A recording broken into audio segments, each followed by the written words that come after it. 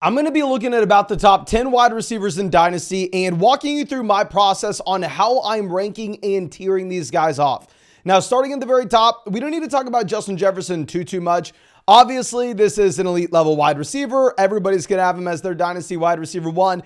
Just in case you think maybe you can get cute and go with someone else, just to give you a sense of the only wide receivers at 24 years old to ever put up a season similar to what Jefferson just did. You had one guy, and that was Tyreek Hill in about 2018. Yeah, so Jefferson does stand in a class of his own. In a season where you have Cousins getting injured, Jefferson's still averaging almost 100 receiving yards per game. Absolutely nuts. Going forward will be an interesting spot because Kirk Cousins is not under contract in 2024. So that will be something that we have to continue to monitor. Now, going over to Ja'Marr Chase should be the consensus wide receiver 2 overall in Dynasty. We're not reinventing the wheel here. Chase goes out, dominates this season, even in a season that is almost lost from the Joe Burrow injury. Chase averages 84 receiving yards, has about 10 targets per game, and about 6.8 receptions per game. The only wide receivers to do this at a similar age, at 23 years old, have been CeeDee Lamb, Brandon Marshall, Mike Evans, and Anquan Boldin. So if we are looking at Chase, this is someone that I want to be investing in. The situation in the long term is going to be much more stable than what you have with Justin Jefferson, where you do have Joe Burrow obviously under contract for the long term.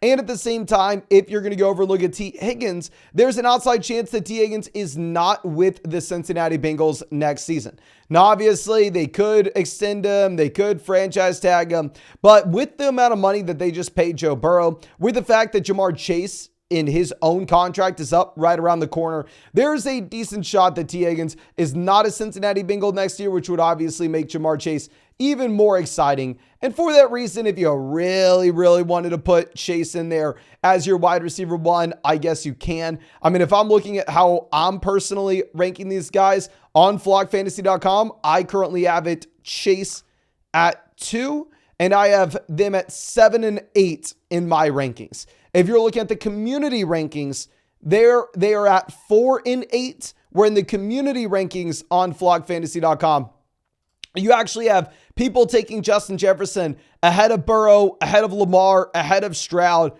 I can't do it. Easily give me guys like Burrow and Stroud over Jefferson in a super flex league. But of course, if y'all wanted to ever check out those community rankings, completely free on flockfantasy.com for all y'all. My rankings are behind a paywall on flockfantasy.com, along with all the premium content from all your favorite creators.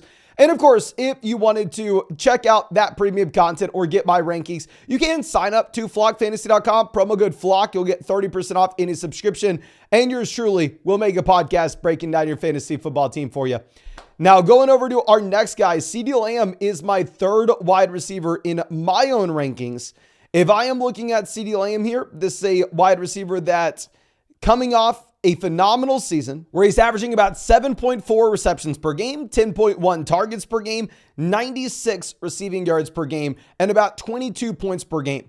He's 24 years old. The only wide receivers that we have seen post a similar type year at 24 have been Julio Jones, Larry Fitzgerald, and Brandon Marshall. So yep, CeeDee Lamb is that elite level guy. If you look at the contract situation, CeeDee Lamb, obviously, they picked up his 5th-year option for 2024. I'm assuming that CeeDee Lamb is going to be getting a contract extension here in Dallas. And then Dak Prescott is under contract in 2024 as well. 0% chance Dak's not a Dallas Cowboy in 2024. They have $60 million on the dead cap. He will be there. Now, Dak isn't under contract in 2025, but I wouldn't be super surprised if we end up seeing a Dak Prescott extension sometime this next season.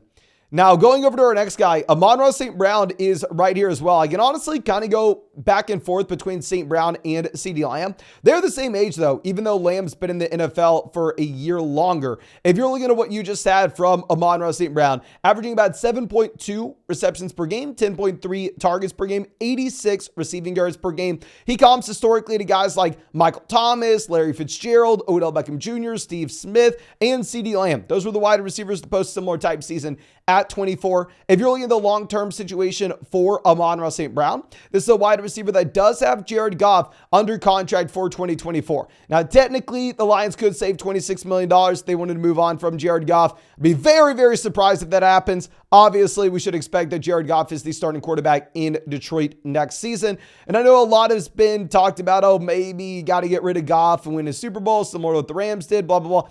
With how damn good Goff's been this season, I'm imagining that we are going to get a contract extension here. And I do think Amon-Ra St. Brown and Jared Goff are going to be paired together for quite some time. And as we go through and look at all these wide receivers at the very top end of these rankings, right? Someone like Jefferson, Chase, St. Brown, and CeeDee Lamb, really the only guys that you could say aren't guaranteed to be in a stable situation going forward are Justin Jefferson and Jamar Chase. In the case with Chase, maybe you don't have Higgins. In the case with Jefferson, maybe you don't have Cousins. So I don't know. I mean, maybe you take that in consideration on how you rank these players. I still really want to have Jefferson as our wide receiver 1.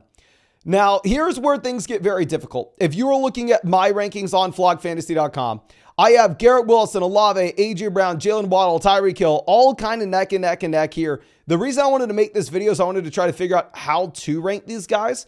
If you're looking at the community rankings, the next guy up would be Tyreek Hill after Amon-Ra St. Brown. If you're looking at the expert rankings, the next guy up would be AJ Brown. And in my own rankings, the next guy up would be Garrett Wilson. So you can kind of go in any direction.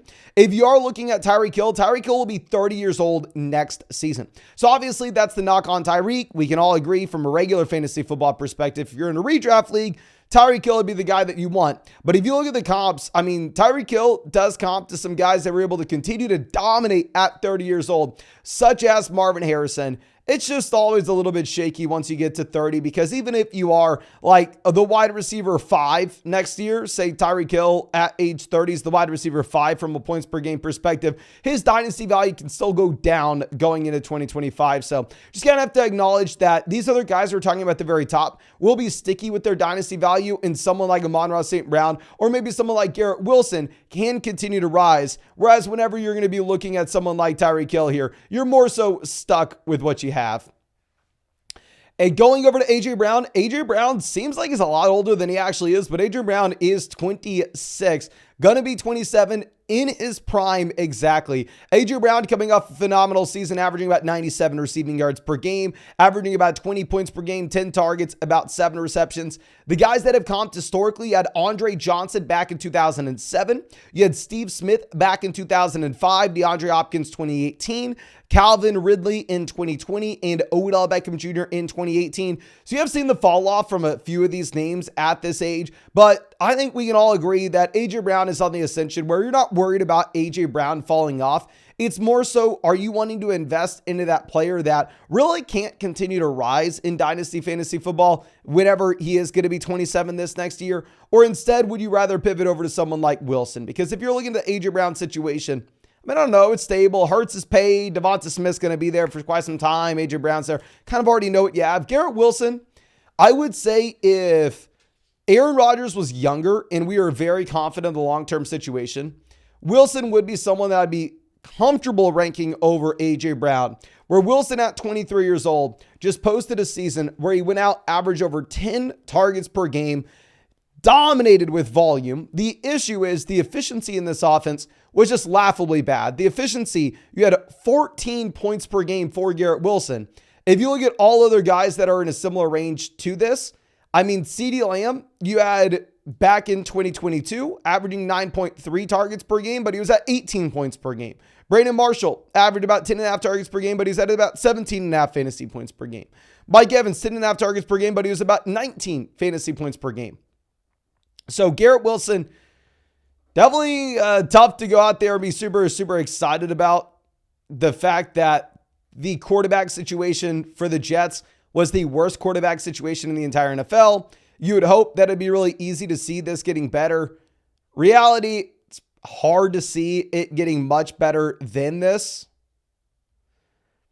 I just think you have to hope that Rodgers is back next year, but Rodgers will be like 40, coming off a torn Achilles. I don't know. The more that we look at this, even if Wilson does seem to be on that incline, we probably have to put Wilson behind AJ Brown, put him behind Chris Olave. Olave in a very similar boat where Olave goes out there and dominates. Olave has 9 targets per game. He averaged about 14.5 points per game. Guys that comp to be similar, you had Larry Fitzgerald, Stephon Diggs, Andre Johnson, Michael Gallup. I love the Stephon Diggs comp for Chris Olave, if I'm going to be honest with you. That's my favorite out of the list. But if you're looking at Olave, it's another nasty situation where, like, what's the situation with Derek Carr long-term? What is the quarterback play that we have? We can confidently say that Chris Olave is a young, talented wide receiver that is going to continue to improve. I mean, going over to Jaylen Waddle. Jaylen Waddle, you have a little bit of a wider range of outcomes. 25-year-old wide receiver. Waddle did deal with some injuries this season, so I don't necessarily want to look at these comps and say this is for sure what you're going to have. If you're looking at the range of outcomes, you have essentially him penciled in for about 12 to 16.5 points per game. But with Waddle, we just simply have not seen the same type of ceiling that you're getting from some of these other guys on this list. And at the same time, he's 25 years old, which is going to be much older than what you have with someone like Garrett Wilson, someone like Chris Olave. Going over to Brandon Aiyuk. Also, I know someone that people want to go all in on. Brandon Aiyuk's 25, just like Devonta Smith. I mean, Aiyuk comps historically to guys that you really don't want to be betting in on. And the reason for this is Brandon Aiyuk has been absurd this year, but it's been efficiency. The man has averaged 16.5 points per game, but only off of 6.8 targets per game. So with Aiyuk, it's great, but if we're looking at comps throughout history, Miles Austin from 2009 to 2010 went from 17.5 points per game down to 14.5. Deebo Samuel, 2021 to 2022, went from 21 points per game down to 14. Brandon Cooks, 2018 to 2019, went from 16 points per game down to 8.5. So historically speaking, what we have seen with wide receivers such as Brandon Aiyuk that go out there and absolutely dominate from an efficiency standpoint, but the volume's not necessarily there. We do see them taking a step back the following season, which is why I would put someone like Brandon Aiyuk behind a player like Devonta Smith. Where Devonta Smith goes out there, he's 25 years old, the same age. He does have slightly better comps. He does see some more volume. Where you have guys like Tyreek, Calvin Ridley, Amari Cooper at the very top. I think my favorite comp that we have for Devonta Smith is Amari Cooper. I don't want to say, oh, it's because they are both Alabama wide receivers. They both won. No, I mean, the thing is, they are both wide receivers that were elite in college. Amari Cooper coming out of Alabama was one of my favorite prospects of all time. But they get to the NFL and they don't necessarily dominate as alpha wide receiver ones immediately. They're a little bit streaky where you do see the elite level ceiling, but at the same time, they don't necessarily show the same type of consistency. And it's hard to come out here and pencil them in immediately to say be a wide receiver 1 this next season. And he's more so that option that you're always hoping he can be a low end wide receiver 1. Some years going to get you a low end wide receiver 2 finish. So if we were to go through and rank these guys after making this video and diving into these range of outcomes, I think you have to throw in Puka here. Puka looks extremely strong as well. I think I'm most likely going to be going with Jefferson 1. That's going to remain the same. But if you are looking at the community rankings over on flogfantasy.com, does seem like people are a little bit too high on Jefferson, where in Superflex leagues, they have Jefferson in front of Burrow, in front of Lamar, in front of Stroud. Give me the quarterbacks, to be honest. But still, he's our wide receiver 1. Then we're going to go Jamar Chase as our wide receiver 2. There with Chase, we're going to have him at 8 overall in our startup rankings. Then afterwards, I think we're going to be going with CeeDee Lamb. We'll move Lamb ahead of Amon-Ra St. Brown. Then we will go with Amon-Ra St. Brown directly after CeeDee Lamb. And then we have the significant teardrop. You have the first 2 guys in their own tier with Chase and Jefferson. You have the next 2 guys in their own tier with St. Brown and Lamb. Then we have the jumbled tier of Garrett Wilson, Chris Olave, A.J. Brown, Tyreek. I think we're going to be going A.J. Brown 1, Garrett Wilson 2, Olave 3, and then Tyreek Hill 4. Obviously dependent on your exact team. That may change. And then afterwards, I think you're throwing in someone like Puka into the mix with Waddle and Devonta Smith. And then I would put Aiyuk at the very bottom. And I do want to dive a little bit deeper into the profile that we have with Michael Pittman Jr. It's a little bit difficult with Pittman being a free agent. I'm assuming he's going to be in Indy for the long term here. But I want to dive into Michael Pittman Jr. because there's an outside chance that I would rather have Pittman over Aiyuk, which I know does sound crazy, but still. But I think that's all I have for y'all in this video. I really hope that we were able to help you out here. I really hope you're able to get something from this. And if you have not done so already, please go down there, hit that like button, subscribe if you play Dynasty Fantasy Football. And if you wanted to, go check out any of those rankings for free on flogfantasy.com. You can find that link in the description or the comment section. Like I said, we also have some other awesome stuff over on flogfantasy.com behind a paywall. You can sign up and use promo code FLOCK, and you'll get 30% off any subscription. And yours truly will break down your Dynasty Fantasy Football team with the podcast.